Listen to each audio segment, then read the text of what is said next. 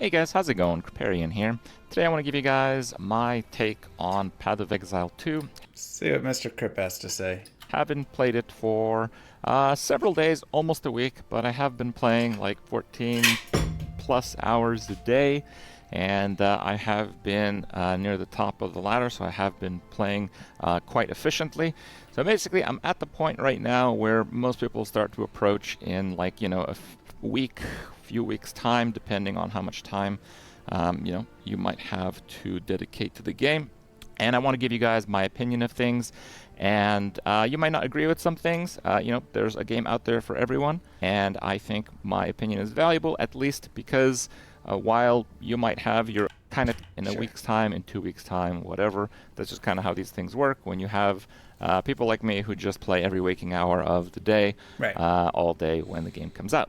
So, as you have seen the title of the video, Path of Exile 2 is Ruthless. This is not like describing Path of Exile 2, though I guess it could describe Path of Exile 2. It is actually literal. Ruthless is a game mode in Path of Exile 1, and in my opinion, the Ruthless game mode in Path of Exile 1 has been the pre-alpha test for Path of Exile 2. It's true. The concepts behind everything, the concepts behind scarcity, it is like the same thing. And again, I want you guys to understand this is not like an ignorant opinion.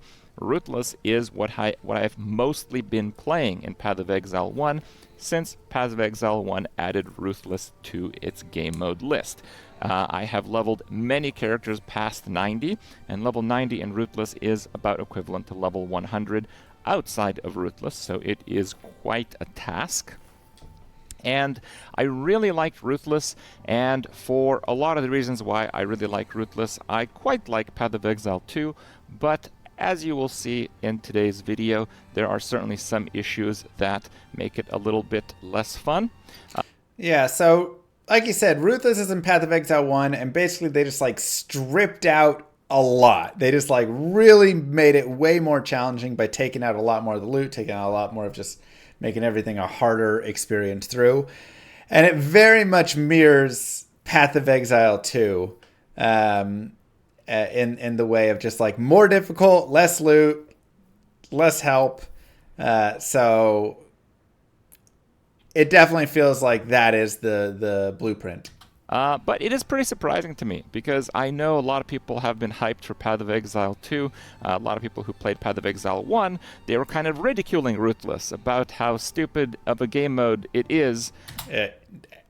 Also very true. A lot of people hate Ruthless and talk about how it's horrible and that's not what they want. And so seeing them still continue with it into PoE 2 as their vision is very interesting. And now they're basically playing the graphical and mechanical update to Ruthless. And everyone's having so much fun. How about that? I think Ruthless is fantastic in Path of Exile 1. I think people were overly dismissive about it. But the things that exist in Ruthless and Path of Exile 1 that people who typically play Path of Exile 1 didn't really like that much certainly are there, and honestly, to a higher degree in Path of Exile 2. So Yeah. I think Path of Exile 2 may appeal to a new. It's like you either got it or you just sit there and die. Oh my god, I just died. Wait, actually? They're so dumb! Remove them from the game!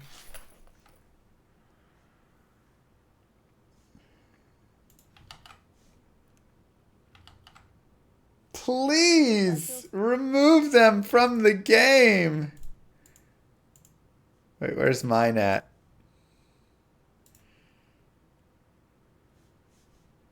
Where was my link again?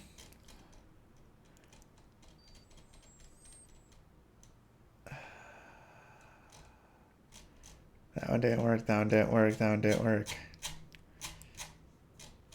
It's so awful. Oh, wait, hold on. I think I got it.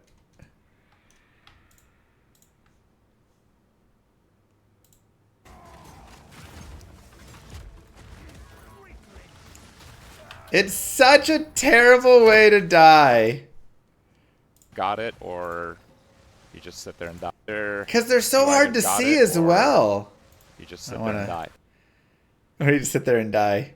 You either got Like, look, they're hiding under all of this. it or And then all of a sudden, it's too late. Now you're dead. There's literally no way to save yourself at this point. you just sit there and die. They're insanely hard to see. God, what a terrible... Please remove those. Anyways, he just died, so we just wanted to show Path that. of Let's go Exile back. gamer. But I think a lot of people who really enjoy Path of Exile 1 may or may not like Path of Exile 2 in how the game is currently set up. Okay, but overall, I think Path of Exile 2 is a pretty good game. So you might be thinking, why is it like Ruthless? I just gave you a few examples here. I hope you guys have been enjoying the music. It's nice. Polish in the Music's game great. is really, really good. Yep. Okay.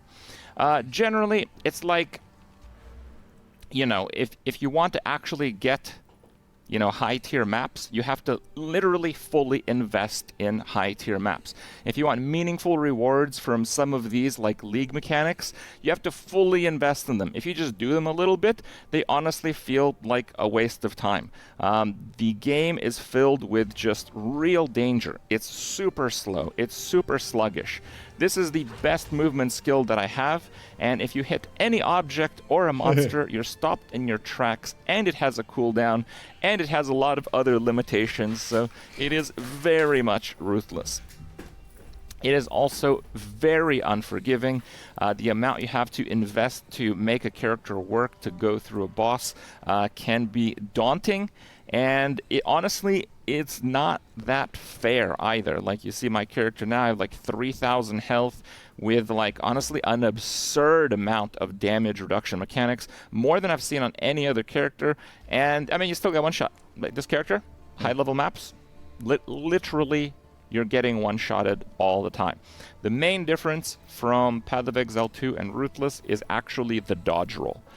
The dodge roll seems to be something they've balanced the game around, and honestly, I don't like it that much. I Wow. don't like the dodge roll that much in general, and I don't like the fact that they're balancing the game around it. So what do I mean by, how are they balancing the game around it, Kripp? Well, in Path of Exile 1, if you want to really tank a character, you can make one. If you want to make a character that survives the highest damage ability in the game, you can do that. You're going to have crappy damage, it's going to have other disadvantages, but you can do that.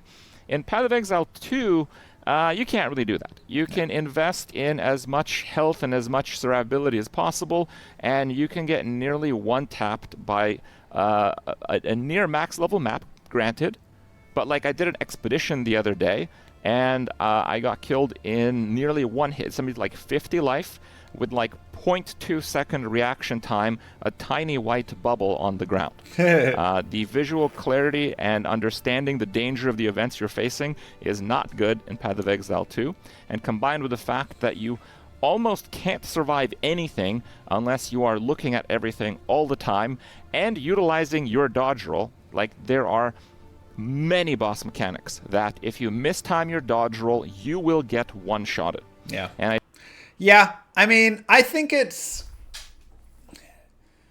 he has a good point, and I disagree slightly.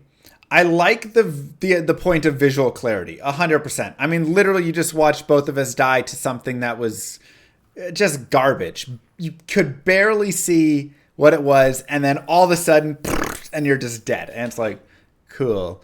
Or like, oh yeah, there's a white little dot on the ground, and that's it. Now you're dead. You missed it. You didn't see it. So the visual clarity still needs to be improved. I 100% agree on that. I actually feel like with the tankiness and stuff, I do feel like you can tank and you still need to use dodge roll, but it varies how much you need to use it. For instance, my ranger needs to dodge roll a lot of stuff. And he's right. I'll just get one shot by many boss attacks if I just mistime it a little bit, which sometimes does feel a little unfair. It's like, oh my god, I was rolling, but the iframes are too short or something. It's kind of rough. I don't love one-shot mechanics overall in general, but, that is kind of just how it is right now. But I felt like with my warrior, I could actually tank more. And I knew what I could tank for some of the time, right? It's like, I know this fight, when he does these moves, I can tank and trade blows with him. When he goes for this big overhead swing, I have to dodge roll out of the way. So, there's like a small... there is a difference, I feel like, depending how much you build your character on how much you need to dodge roll. But, it just feels like it's... still a little rough, I guess. And yeah, I do feel like maybe increasing the iframes or making the first half of the roll like iframes and then the second half not could maybe help a little bit. Just like make it a little bit more, because there's just been a lot of times where I'm in the middle, like I'm just rolling out and then I still take the damage and I get one shot and it's just annoying. But yeah, I think it's a good point. I do want to also mention that I've taken a look at a lot of other people's builds. A lot of content creators are making builds and stuff. The way the game is set up is if you want to progress, if you want to level, if you want to reach the highest tier maps, you need to make a character that doesn't almost ever die. A lot of the builds that I've seen are people doing like tier 1 and tier 2 maps with like less than 2,000 health. And I'm pretty much going to straight up say it. Some of you guys might not like this, but those guides are not worth anything when it comes to dealing with like actual high level maps, because in actual high level maps, if you have 3,000 health, 5,000 armor, are using active block, are keeping your distance, have damage mitigation, have armor applied to elemental damage, have damage reduction by like 20%, have a bunch of minions protecting you from a copious amount of projectiles, you're still going to get nearly one-shotted constantly, repeatedly. Okay, that's the game. So if you see someone, it's like, oh wow, this build. I mean, if you're gonna get one shot, you might as well not build for any of that stuff, anyways, right? He kind of proved his point in the wrong way. You can have all of that, you're still gonna get one shot, so you might as well just build for more damage. Those guides seem better than just make damage build.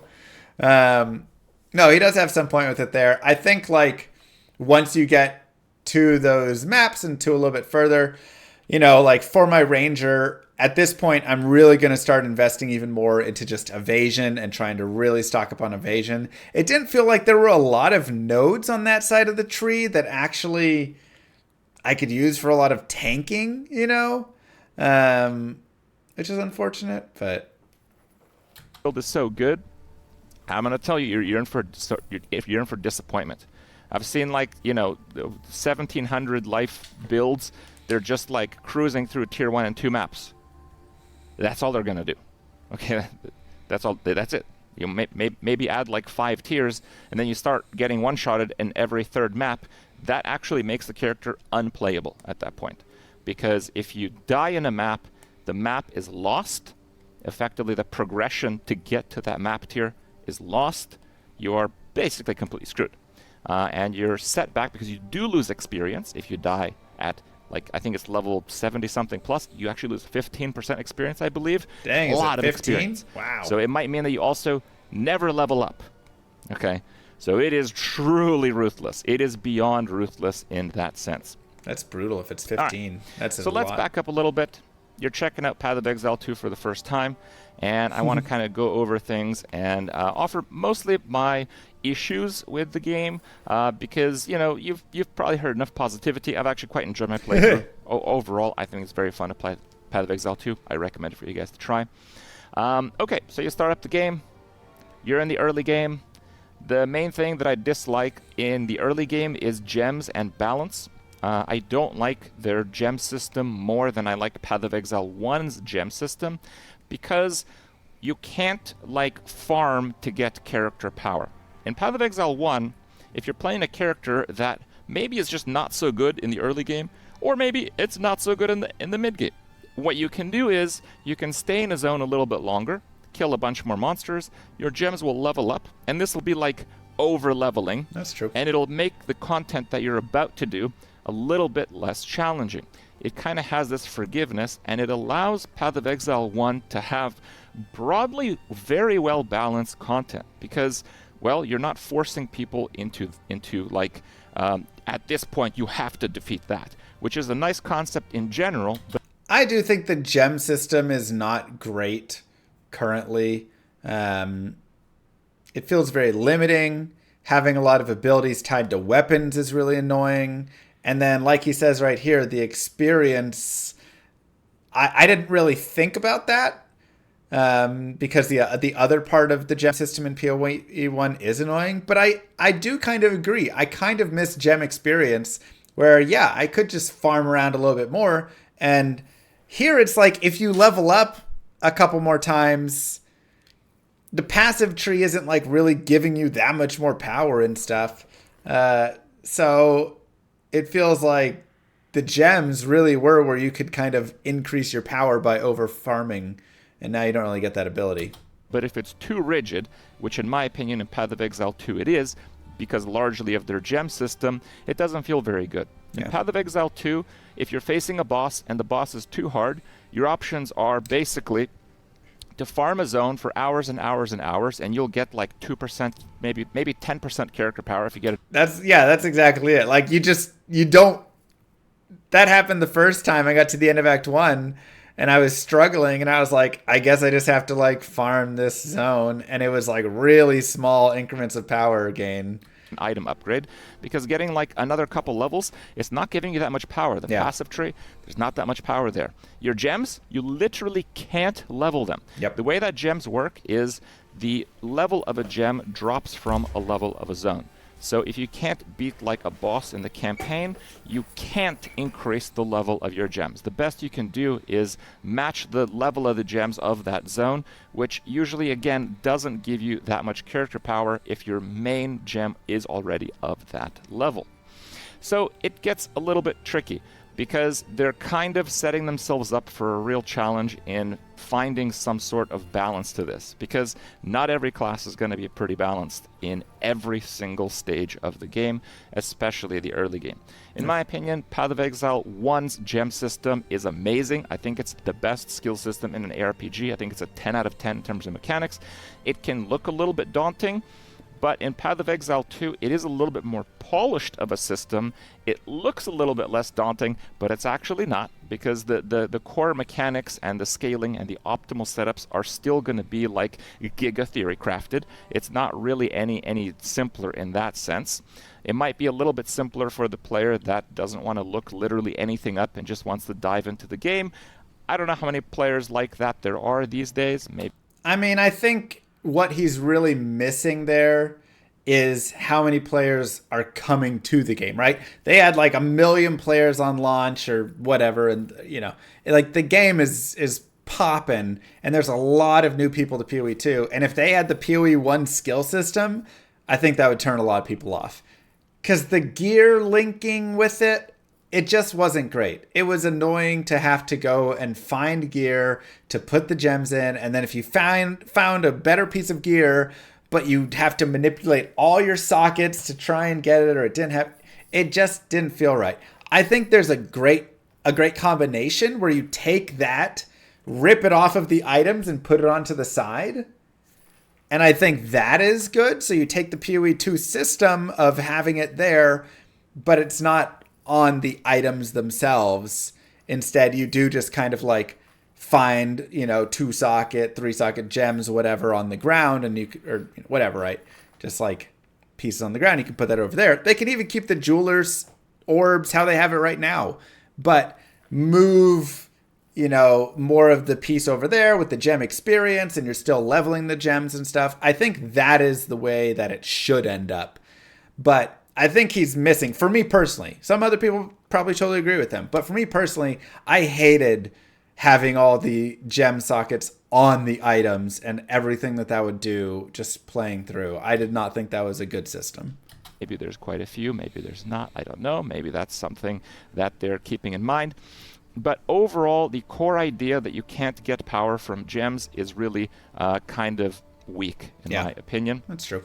And I also think that it's really lame that it's trivialized with trading. So if you're playing in a trading environment, you do trivialize everything. You literally trivialize everything. You can be like, Well, all these other players that have been playing the game like crazy, I can just buy a max level gem from them. Because, my character, I've been doing like some of the highest tier maps. I have like 30 gems that are like level 18 or something. I have like so many. They're worthless to me, right? So like someone who's playing behind me, just like, Kripp, I want to buy one of your level 18 gems. They literally missed out an enormous amount of progression. And this problem really does start in their gem system, and you feel this problem right away in the early parts of the campaign. For me, Act 2 was the hardest part of the game. Not of the campaign, of the entire game. The hardest part was Act 2. Why? Because I didn't get any skill gems. They're pretty rare in the campaign. They've beefed them up since then. Now they're dropping like candy. I just didn't get one. I went from a level 6 Raging Spirits to a level 10 at the start of Act 3. And in Act 2, I had 0 gem upgrades for my main source of damage. It was actually awful. And yeah, that doesn't feel good, right? It's like nothing. There's nothing I could do in terms of character power other than mindlessly grind the same zone and hope that I get a gem drop. But the buff gems, the spirit cost gems, are just like really, really rare. So yeah, the I just didn't get spirit one. gems are pretty rare. A lot of people rare, played the build guide. Glad you guys enjoyed it. I mean, that was true with my archer, which again, or my ranger. They did buff that since then. But with my ranger, I just like, it took forever to get my spirit gems. I was like, yeah, no problems, Kripp. Build's great. Thank you. It's like, yeah. But, if you get unlucky with gems, it's not going to feel super great. Yeah. In the mid game, you're going to start to do Ascendancies. The Ascendancy system is kind of frustrating. Basically, Ascendancies are not free like they are garbage in Path of Exile. They're garbage. Getting your first Ascendancy point is pretty easy. Getting your second one, you have to do like an ultimatum. An ultimatum is insane RNG. You can do the same ultimatum, and it can be unbelievably easy. It's like just clearing white trash mobs. Yep. Or it can be borderline impossible for the build that you're currently playing. I don't think this is a very good system. And again, they did just patch this to reduce some of the modifiers and bring them more in line with what they believe is balanced. So that's at least good. Because he's right. There were some modifiers that were so brokenly strong, if you couldn't not choose them, you were just completely dead. That was it. It was just the end. You had no chance. So now, much better there. I like the idea behind it, but generally it feels that at least the first 3 Ascendancy groups should be a little bit more free, so people could actually kind of, take in the class that they're meaning to play. I don't feel you should have to go that hard for it. It's also Sanctum. Forced Sanctum is not something that everyone's going to like. You might like Sanctum in Path of Exile 1. I know a lot of you guys did, but in Sanctum, I played in Ruthless. And let me tell you something about Sanctum and Ruthless. With absolutely 0 movement skills or teleports, Sanctum is not all that fun. A lot of people have been seriously spoiled with Flame Dash to levels that you can't imagine anymore until you hit up some of the Sanctums. Like, I had to do a 4-floor Sanctum for the 4th Ascendancy major node. Those are crazy. Also in the mid game, you're going to start to see balance start to come in. I mean, yeah. And it doesn't even go into the fact that try being a melee class. Sorry. What if you're a Thorns build? Ugh. Just brutal. But even not on the range, or even not on a melee, if you are playing range, on my ranger, still it feels awful. And I think the length of it as well is really defeating, because it can be, when you do the Sanctum, for instance, you have to go through all the rooms, kill the first Sanctum boss, all the rooms, kill the second Sanctum boss, all the rooms, kill the third Sanctum boss, and if you die or lose all your honor at any point during that, you could be 9 rooms in, about to go to your next boss in the third one, you lose your honor, you're all the way out, and you have to go through all of the trials again. And it's like, oh, it feels like such a time burn for that. So that was not an enjoyable part. In, you're going to start to see one-shots. It's not really easy. I was going to say not possible, but it's kind of possible. It's not really easy to significantly increase your survivability. It's going to be a case where you can't really cap a lot of your resists while you're doing the campaign, but if you're lucky, maybe you'll be able to. But you'll still reach that point where you just can't do a whole lot about it. You can't gain that much survivability from the passive skill tree because there's like only 2% life nodes. They're 3%, so they're hardly even worth it. It's almost worth to just get strength on the skill tree everywhere. So yeah, the passive tree has removed all of the like flat pieces, which kind of sucks. I feel like it puts a little bit too much value on your items and takes away a little bit too much from the tree itself. So literally within the tree, like he's saying, you don't have just big life nodes all over the place. You don't have resistance nodes you can go for. You don't have any of these things. All you have is one node that gives you like 3% or 5% all res way over at the far bottom left. And then one that gives you like a little fire res, like 15% fire res over on that bottom left as well.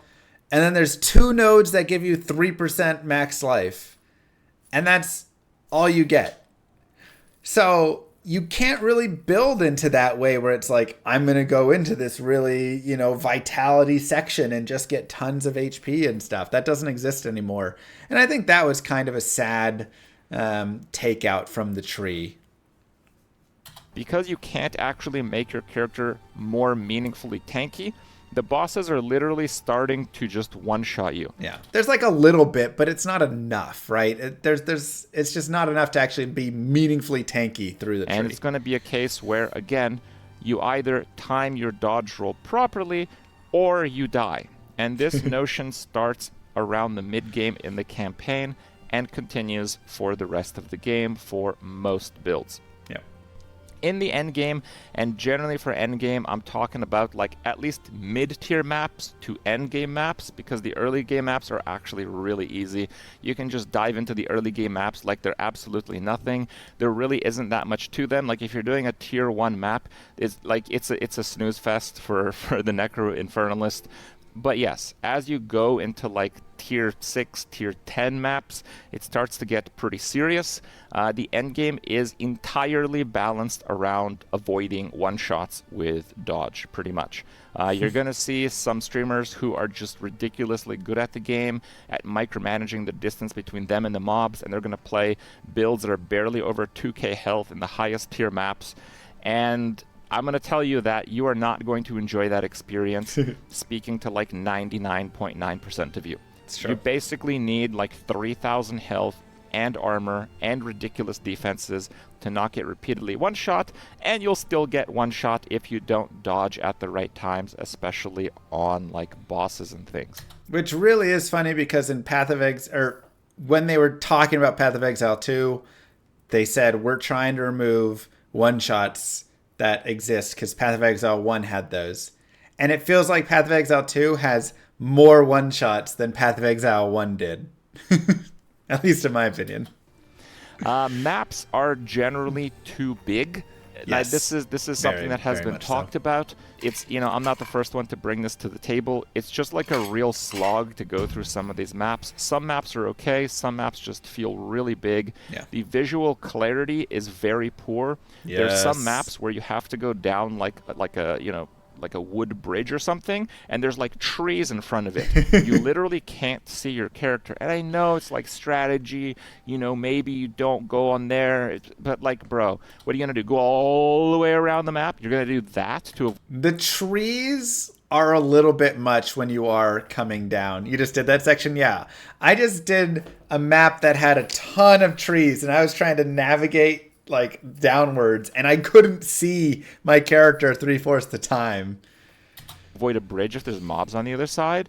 No, they kind of set it up in ways where you have to go through narrow areas where you can get like blocked in by a single monster in some cases. Yep. And yeah, you're just like completely screwed because you can't actually see your character.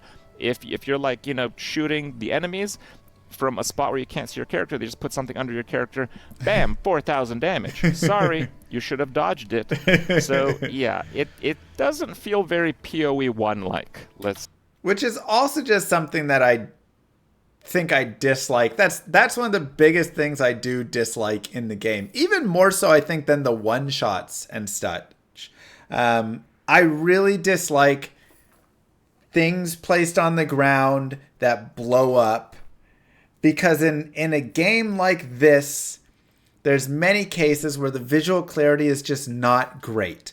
There's a lot of you can't see your character, that you're standing there and there's a cliff or a tree. There's, bodies lying on the ground, whatever it is. And having all of that stuff to then have something that's underneath that's an orb that blows up and deals 4,000 damage or whatever, like you literally just saw him die and me die to the volatile crystals, but there's many more of those. It's just it's not a fun feeling. I do like being encouraged to like move around, which is something that it does, but man, it doesn't feel great having so much of that stuff in there. And that's in PoE 1 and now in PoE 2 here. I really hope that they address it, especially after death. In terms of hitboxes, they are fixing the dodge roll, getting you out of situations. They're going to make the dodge roll have like a 0 pixel like area or something, so you will be able to dodge out of an area if you're surrounded. They're also making it so you can push smaller monsters away. In the first few days, being surrounded was a death sentence for most builds that weren't literally just warrior, maybe monk. That felt terrible, but they are addressing that already. I haven't personally played that version of the game, but I think that will go a long way, so I'm not mentioning that as like a big downside here.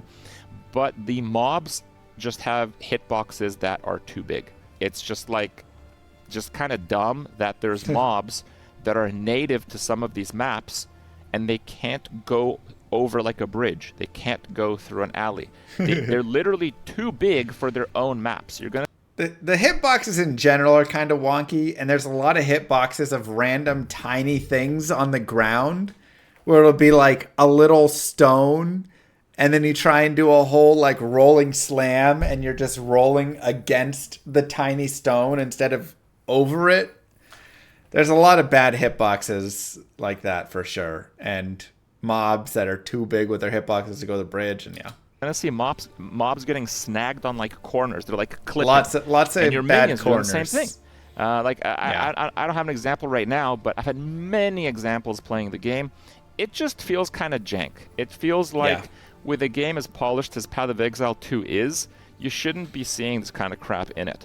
The thing is that it doesn't make sense. Mobs hitboxes the game a lot is smaller, much more polished than the hitboxes might actually trivialize the difficulty of the game in a lot of cases, so they might not do that. That will be a tough one for them to solve, in my opinion. It is kind of tied to the map size. One suggestion that I have is I would like to see at least the maps with bosses in them just generally be the boss. Okay, I think it's kind of lame that in the maps that have bosses, yes, the boss is the challenge, but you still have to do like the entire map all over again. The bosses are pretty cool though, save for the fact that you have to use your dodge roll to avoid getting one-shotted in nearly all of them in the highest tier of maps. They are rewarding enough. If you are doing a map with a boss, it's going to give you like half the loot or more that you will get from that entire map, and that's actually kind of insane. One thing that you'll notice if you're going through maps is that the mobs don't actually scale that much more HP. Like, I don't know the exact numbers, but it feels like the health of monsters as you climb the rank tiers doesn't go up that much. In Path of Exile 1, it goes up a whole lot.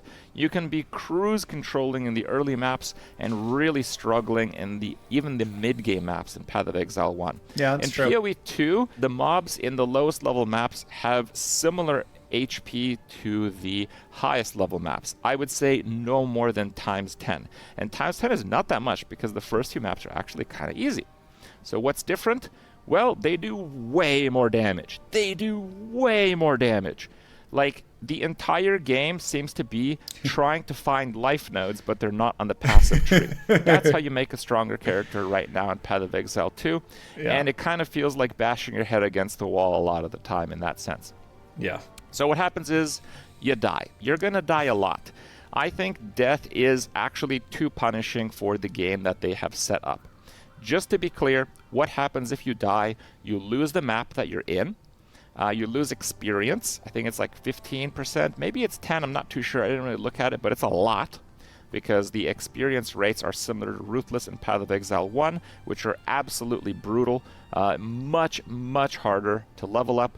You lose a lot of time because to sustain the highest level maps in Path of Exile 2, what you need to do is you need to use maps you have a lot of on the nodes without bosses, and then the nodes that do have bosses, that's where you put your high maps. So in a high map, if you die against the boss because you mistimed your dodge roll once, you lose that map. You lose possibly some tablets in the tower that you cleared for it. You lose like the 3 maps which took you like an hour to complete to get to that boss map, so you can actually put in the map you actually wanted to run. And you might lose more experience than you've gained in the last hour if your level is high enough. And that might sound extreme, but I've been playing less than a week, and that's kind of what happens when I die in a high-level map currently. So I think it's too punishing. I mean, that's all true. It's extremely punishing. Losing the map as well on the single death is super harsh because... And I've seen a lot of people complain about not being able to sustain maps whatsoever because of it, right? They're like, all right, I'm in a tier 8, now I gotta go back to a 7, then I gotta go back to a 6 to get a 7 so I can get the... thing. Missing a dodge roll and losing that much just doesn't feel good. I think it's too punishing. It's also like pretty buggy in some cases with like near invisible one-shots. Yesterday I got one-shotted when I was like literally like 1 pixel in the beam. Like literally like my hero's armor was like a little bit in the beam. No, I died in like 0.1 second against the boss ability. I wasn't like perfectly centered around it, right? So it's like super unforgiving. And again, when you might be watching this video, you're like, yeah, I like mechanics that are unforgiving. Well, maybe you'll watch this video again in 2 weeks and maybe you have a different opinion, I guess is what I'm trying to say with that. And a lot of the slightly before endgame maps is super trivialized with trading. I think trading is going to be kind of a problem for them to solve. I think the idea that like the sweatiest gamers are going to do the highest level maps, they're going to have like hundreds of level 20 gems, and because they have so many and they're getting them all the time, people are basically going to skip all of that progression by just buying high level gems and a few pieces of pretty decent gear, and they're just going to find the game pretty easy until they are repeatedly getting one shot in the highest few maps. And they're basically not going to experience the journey of getting there, and they're going to experience all the frustration that exists in the highest tier of maps. So It's a very good point that I didn't even think of. But yeah, like, especially with the current gem system where you're just dropping level 20 gems over and over again, you're just going to be flooded on them, and then you're just going to, their value is going to tank, and you'll just trade them off to anybody for, you know, whatever. Give me an Exalt or something. And everybody that just buys it will just have a super easy time, and it kind of trivializes all of the stuff prior to it. What's the solution? I don't know. That's a hard one to solve, but it is a really good problem that's addressed there, or brought up at least. I think a lot of people will kind of experience that play pattern. I mean, I think gems should be revamped, right? You do the whole make gems have experience, so you have to wear them and gain experience while playing with them and all that, and then everybody's not getting it. I think that is my solution. But The rewards are also highly gated based on high maps. Low maps are kind of worthless. This is a bit of a change from Ruthless and Path of Exile 1. In Ruthless and Path of Exile 1, you could actually get very similar gear from a low-level map than you could in a high-level map, and this is especially true because you could clear them very quickly. You could also milk value from your like Atlas tree in low-level maps in many cases, and there was basically a reason to do them. Right now in PoE 2, you get far more experience in the highest level maps, where you're also losing a lot of experience if you die, but you don't have that many of those. The only reason the lower level maps exist is to try to kind of climb the ladder of like maps, and eventually you'll be at high level maps, and after that there's basically no reason for them to exist. The way that drops happen is they have like a higher tier of drops. You see like a tier 4 Tier item 2, or something. tier 3, tier 4, that yeah. means they have like a lot of the lowest level of mods removed, and yeah, you're not going to see like any of those in low-level maps. You're not going to see any of the good bases in low-level maps. Basically, the low-level maps are just bad. So I would really like to see them actually have some meaning, because right now they don't have a lot. They basically... I mean, they are something that you are playing to progress up. They're easy, and they're only dropping like tier 2, on them and stuff. But it can give you upgrades. And I'm thinking also from like a solo self-found standpoint of it can be a way to get that next piece of gear until you get to the higher maps there. But, do they have much purpose beyond that? No. But I don't know. I think they're not horrible. We have not. Now that we're on items, a lot of people criticize that there's like no real crafting like in Path of Exile 1. I think their itemization is actually pretty good, except for the communication with tiers. I think that the way that tiers were displayed in Path of Exile 1 was better. Like you'd find an item with a lot of life, and you'd see that it has tier 1 life, meaning that it has the most life that item could possibly have. So yesterday I found an item with tier 11 life in the game, and it had a lot of life. It had like 180 something life, and I'm like, wow, is that the most? I don't know. I literally don't know. I don't know how good that item is, right? I don't know if I should invest further to try to chaos some of the other bad mods away. I just don't know. So I think the way that they flipped the tier system is actually worse for mods. For like crafting and stuff, it kind of sucks that a lot of the crafting options that were so awesome in Path of Exile 1 are just pretty much gone in Path of Exile 2.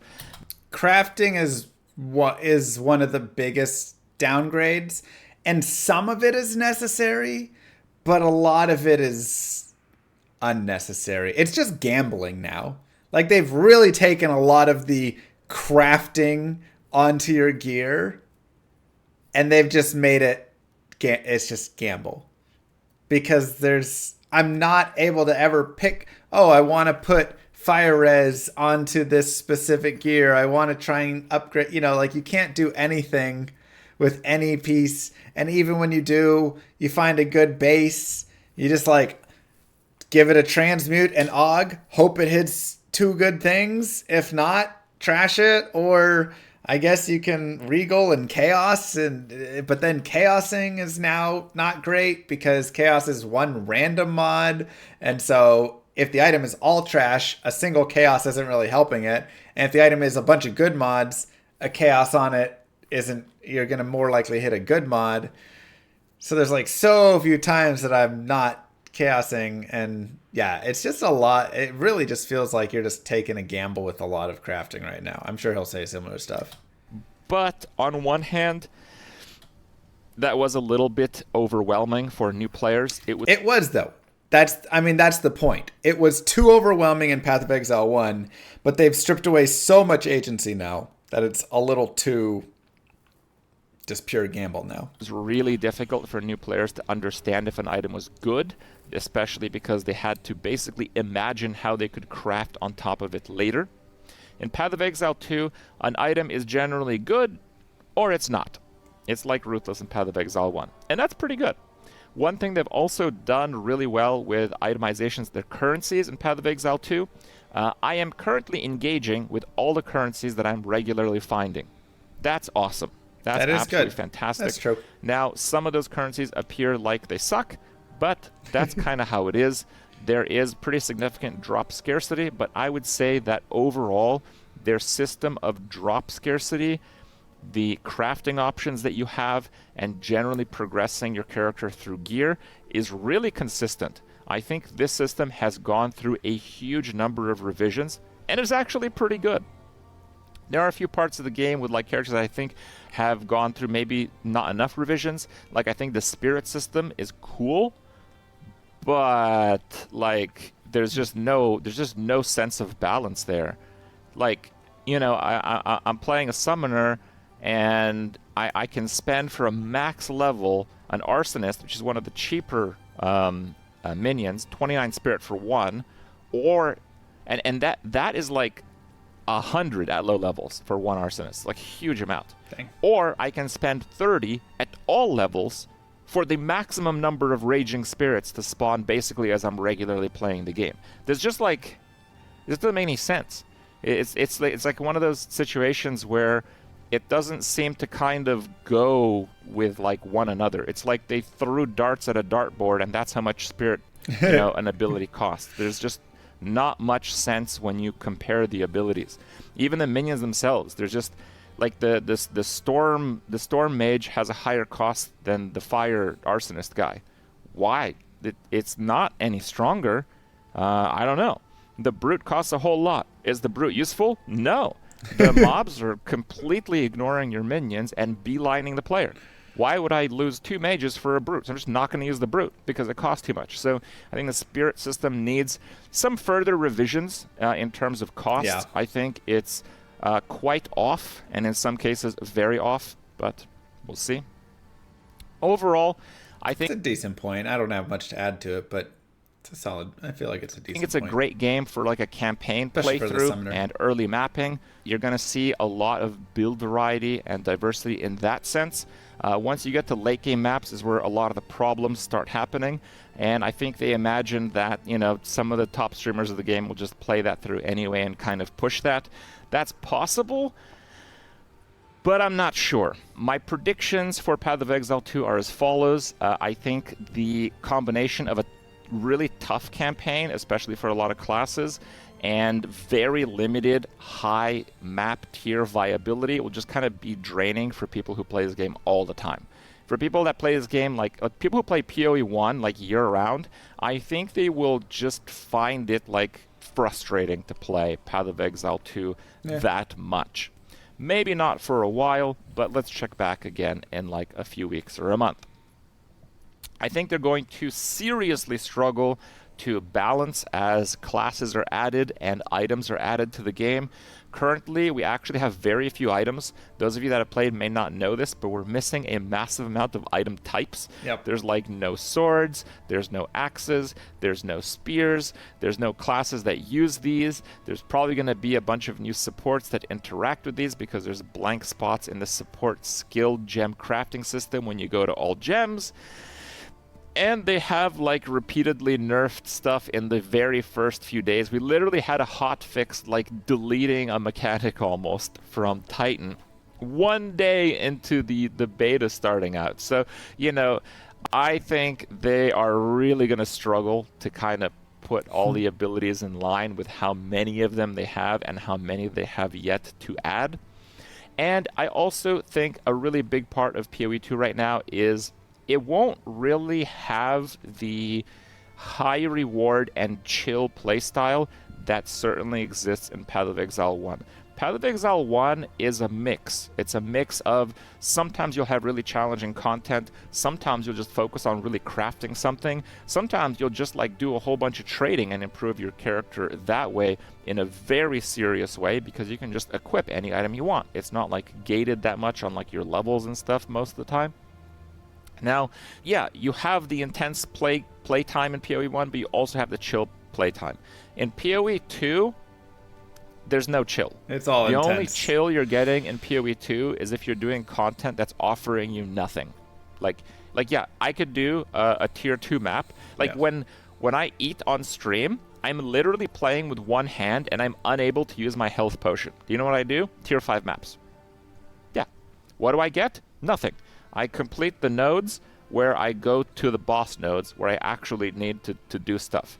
But like the chill playtime is 0. There's pretty much no reason to do it. There's no reward. There's no reward for chill, so the game is just not chill. It doesn't have the chill plus somewhat rewarding combo that is certainly there in Path of Exile 1. And I think largely because of that and the crafting systems that honestly I don't think will be added to Path of Exile 2 in this decade at least, Path of Exile 1 will still have a pretty high demand of players. But for now, PoE 2 is the latest and greatest, so people will just kind of be focused on that. But I certainly don't see Path of Exile 1 going away, just because it offers such a different kind of gameplay. Yeah, I mean, they definitely are. I guess we'll let them finish out. If you guys enjoyed my review, hope it was worth your time, and we'll see you next time. That was a good review. Obviously, they said we're going to keep supporting Path of Exile 1. They're going to be different games. We'll keep making seasons for PoE 1, and then we'll have them, bouncing back and forth between 1 and 2. So they're aware that this game isn't for everybody. I think the lack of chill piece is a little bit of something that does feel true. Sometimes it doesn't feel like you can chill in this game. I'd say a majority of the time, it's something that what people have said to me, I've read, and I agree, is it feels like you're on a treadmill and you can't get off a little, and it's like hard and you're like panting, like it's brutal. And if you do step off, you're not making progress because you're not on the treadmill. So you have to get on the treadmill and do the hard. And so there's just no chill. There's no chill through a lot of it. And, even when I think back to like Diablo 2, you have chill of like, all right, like maybe I'm not going to do chaos runs and stuff right now because that's, much harder content, or I'm not going to do Ubers. I'm not going to do that. But I'll go back and I'll just do some like Mephisto runs or some Indario runs, or I'll go, like you can do some more relaxed content, but still get rewards. You can still find that Shaco. You can still find an SOJ. You can still, you can still kind of get very nice chill time in the game. And you can go into, doing Players 8 Chaos, where it's very difficult and you have to pay a lot more attention and stuff. So that's really nice. Of course, also in D2, there's a lot of beautiful things that I love, like not really, after death explosions and things. Dolls are the only thing that explode on death. Otherwise, none of that. Visual clarity is a lot better. One-shots from missing a dodge don't really exist. Like, when you're going to get one shot, you kind of know it. I mean, there are some one-shots.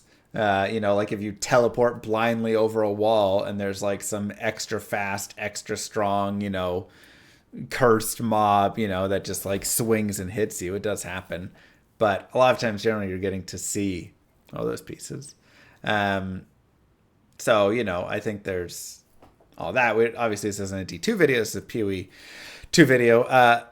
Yeah, I mean, I think the video is great. I think he had a lot of good points. I have some other points that I'll probably bring up in my own video later. But, I hope that the devs listen to this, because he went through a lot of the problems, a lot of the difficulties, and a lot of the pieces that, like he said, are okay kind of for a week, but after a few weeks, after a month, is it still going to feel good? I don't think so.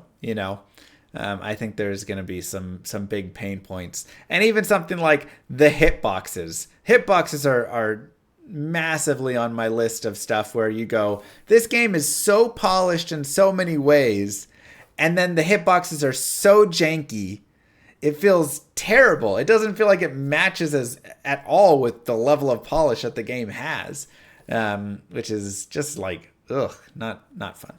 So, anyways, I think Kripp did a great job, though. I hope the devs really look into that and give some more thought into what he said, because I totally agree. Don't forget to like and subscribe to YouTube. We'd love to hear your comments and thoughts down below in the comments. Peace. Peace, everybody.